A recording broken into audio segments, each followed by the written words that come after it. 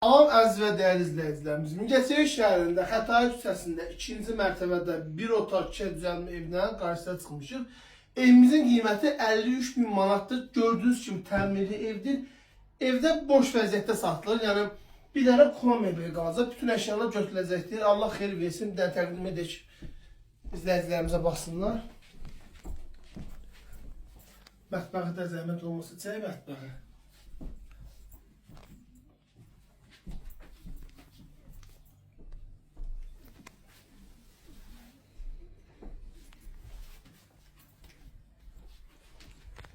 İkinci yatak otağımız zəhmət olmasa çək. İzləyicilərimiz görsün.